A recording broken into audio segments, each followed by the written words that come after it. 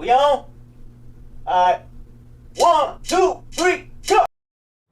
Hi everybody, welcome to my channel. If you're new, welcome back. If you're old, I am Nala Brown and this is my sister, Nandi Brown. She's 25. Yes, so she has lived some years before me, so that means she's experienced a little bit more. But anyways, today we are discussing success, what it means to us, what it may mean to you in the journey to the path and the experience. The journey of success, guys, the journey of success. Feel free to comment down below, by the way, on the discussion we're going to have today. So to me, the American dream is that's something out of nothing story. What I've interpreted as from what I've learned in grade school and from movies and television shows is basically starting from nothing. Like, I got $2 in my pocket, and then years later here I am standing, as the CEO of a corporation or a business owner or something like that. So it's basically a dream that's focused on financial gains. Yeah, so it's basically financial gains, and that really isn't what my definition of the American dream or success is. To me, I believe more so in growth, in personal growth, and growth in relationships, and growth in even business. Yeah, and the American dream is something that we've sort of been taught through childhood, like whether it was in our faces or subconsciously. So whether you recognize it or not, a lot of us sort of gravitate toward that American dream, like success story. Like, we want those big houses and those nice cars and these material things to show, I guess, what kind of jump we went from having nothing to something. And that's where the whole emphasizing on financial freedom or growth of finance comes from, because it becomes the things that we have, things that we can show, the things that we can buy and everything.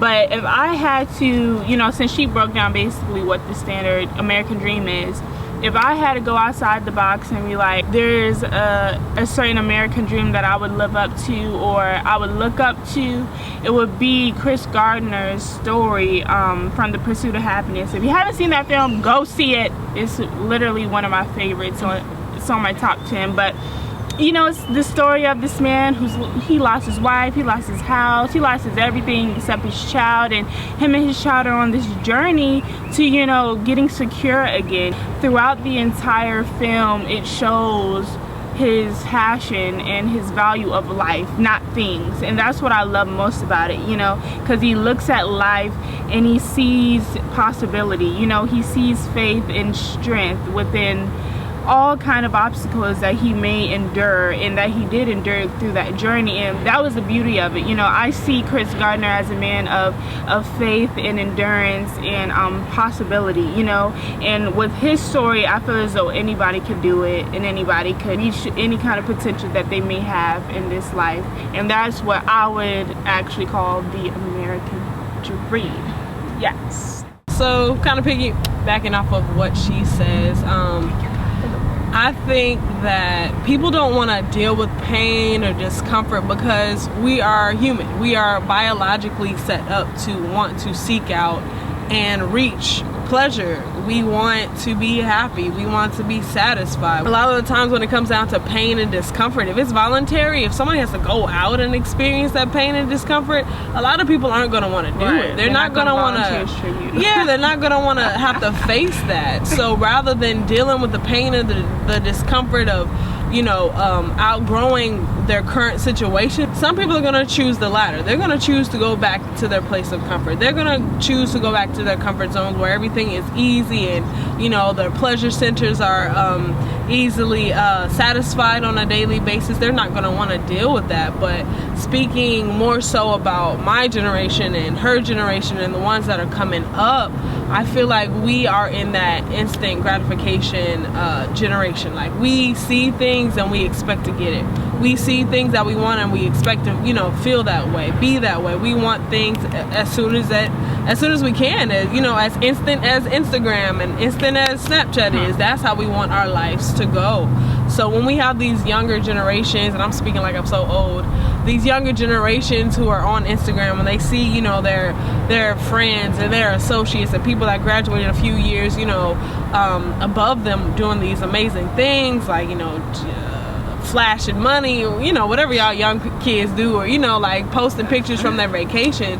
A lot of kids are sitting down at home like, man, I gotta do this, gotta get my life together. I know, like, I gotta get my life together so I can be like them. Nobody talks about the underlying things. Everybody wants to stunt. Some people fail to realize that money that they see flashing is really somebody's rent money, or you know, the car that somebody's sitting on is really their uncle's that's not even paid for yet. Like, we like to see things that we want to see, but we don't really care to hear and understand the work that goes into it, because right. You know, the way that we the way that we were not, I can't say raised because I can't talk about anybody's homes, but the culture that we live in now, like that, we were get a trophy for sports, we were the trophied generation, you know. So yeah, with the sportsmanship, like, oh, good job for doing what you're supposed to do. And since that's sort of like instilled in us, we sort of expect that in every part of our life. They can't always turn around and say, good job, you know, you're doing great, you know, keep it going. You have to get that from within. And then the weird part about it though is with the social media and stuff, it gives us that belief system. So like, there's one part of us where it's like, we need that appreciation, we need that validation, and then it's the other side of us, we already know that we can do it and it can be done. And I guess the middleman of it, what we really need to focus on is the work aspect of it. And with that work, it comes discomfort and it comes discipline, you know.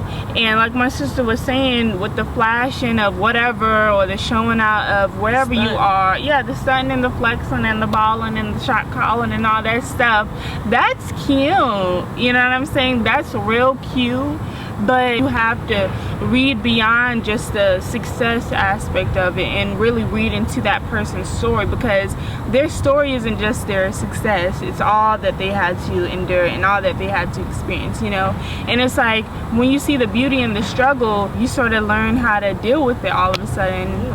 You know, you just move on and everything. And I think that that's what we need to focus more on anyways. And that's how we remedy that whole, I don't want to deal with the pain and I don't want to, you know, endure in some struggling times. You know, we remedy that with understanding that that is all a part of the story that we want at the end of the day. You know, it's not just a success, it's all of that in one. So I know for our generation and younger generations, I feel like we don't understand investment. We don't understand persistence. If you're talking about people that have made it to whatever level it is that you're trying to reach, and they have that same passion as you'll realize the fire in their heart and their passion to fulfill their purpose is what's getting them through those trials and tribulations. You may not be getting a lot of sleep, but you're going to be thinking about what it's going to be like when you finally reach that pinnacle of your career or whatever it is that you're trying to reach. So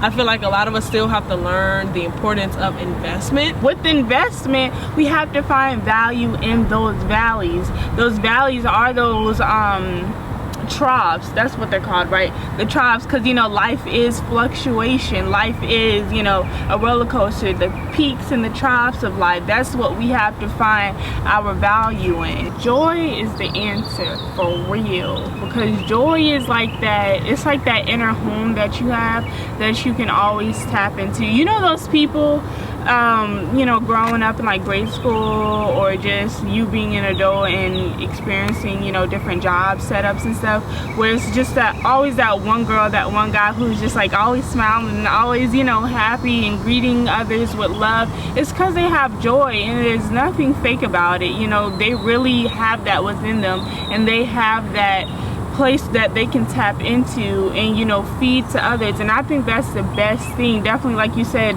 on this journey, making it a journey to just have joy and create joy within yourself. What are some things that you do to remedy that self-doubt? Let me think. Journaling is definitely like my #1 go-to tool for kind of being able to step back and just admire or observe what I'm going through at the time. That time and that space of looking back and kind of realizing, you know, everything's not that bad, everything's not that serious. It really gives me a chance to refresh and revitalize myself and kind of shake off that, you know, that feeling of, you know, that dark cloud that's kind of hanging over saying, you know, you can't do this or you're not getting anywhere.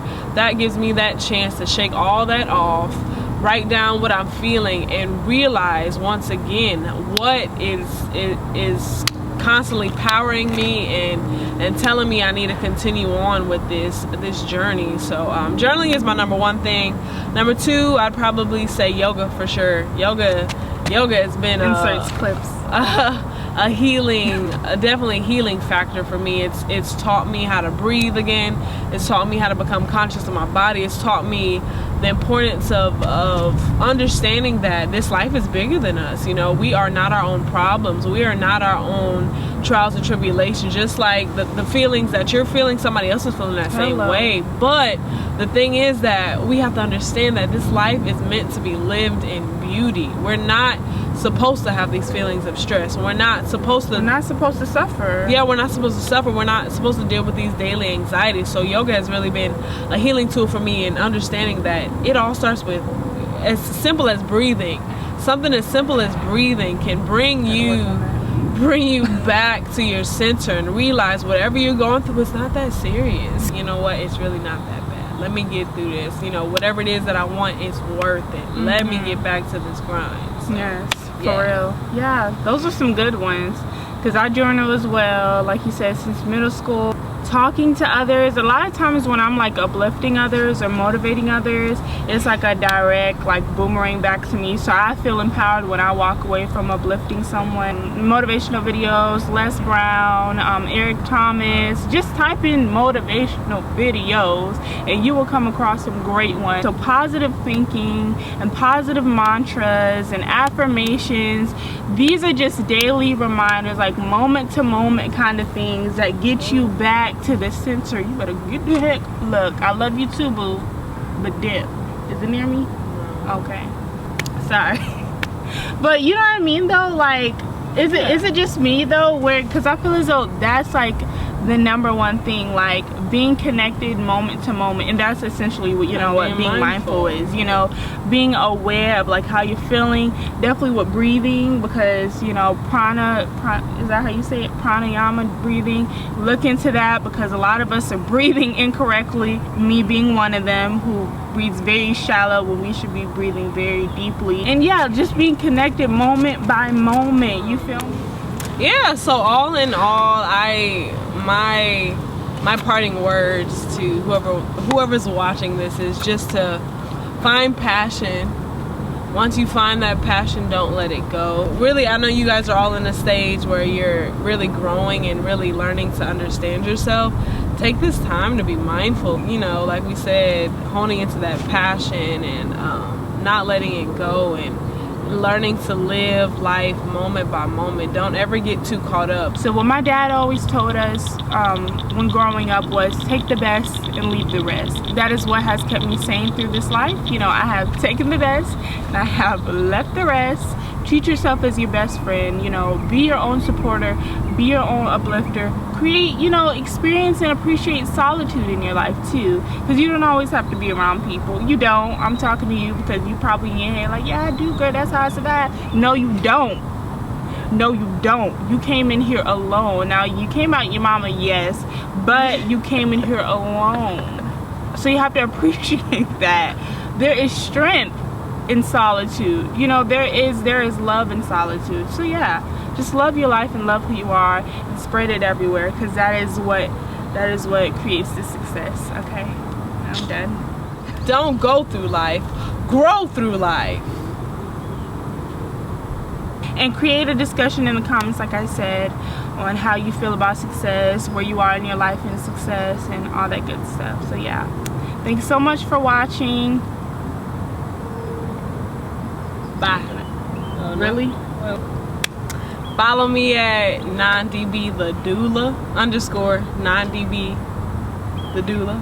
It'll probably change soon, but go ahead, follow me now so you can watch me on this journey, because I'm trying to be the Beyonce of birth, you feel me? So, Oh my God. watch out for your Beyonce girl. When birth. y'all have some babies, you know who to call. What's up? I'm just so mad how you like was talking all poised and then you just go hood to talking about babies. Like, all right, Hey, that's my passion. That's my passion, bro.